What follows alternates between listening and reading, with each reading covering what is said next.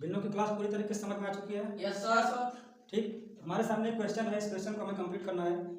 क्या है कि which of the drawing a two D represent, कहने का मतलब है कि इनमें से कौन सा है ए से लेकर के डी तक, और ये हमारे क्वेश्चन है कि कौन सा क्वेश्चन जो है इससे मैच करता है। जैसे पहला है 2 इंटू 1/5, 3 इंटू 1/4 और 2 इंटू 1/2, और चौथा है क्या हमारा 3 इंटू 2/3। इसको देख करके आपको बताना है कि इसमें से जो चित्र दिए गए हैं, इस चित्र में से कौन सा ऑप्शन हमारा मैच करता है। जैसे पहला है 2 इंटू 1/5, 2 इंटू 1/5, तो 2 इंटू 1/5 देखने से क्या लग रहा है कि भिन्न कितने की होनी चाहिए, 1/5 का।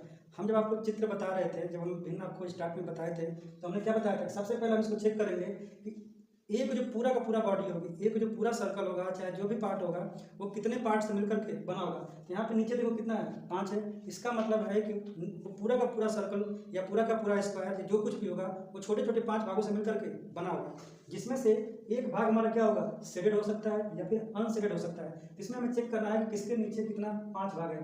तो इसमें अगर हम चेक करें तो इसमें हमारे टोटल 3 पार्ट ही हैं। कितने हैं, 3 पार्ट।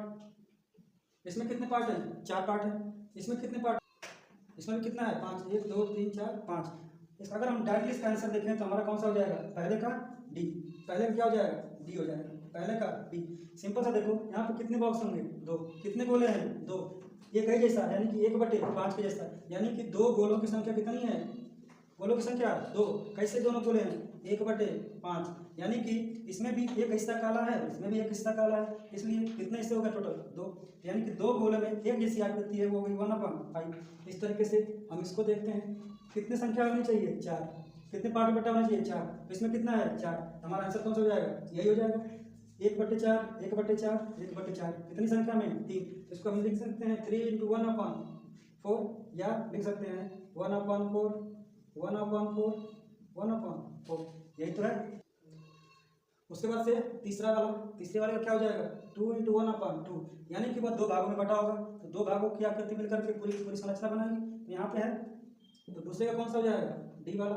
चौथे में है 3 इंटू 2/3, यानी कि कितने भाग में बटा होगा, 3 भाग में, जो कि हमको सीधा से दिख रहा है कि 3 पार्ट में, 1 2 3, 1 2 3, 1 2 3, यानी कि कितने गोले मिलकर के बने हुए हैं, 3 गोले।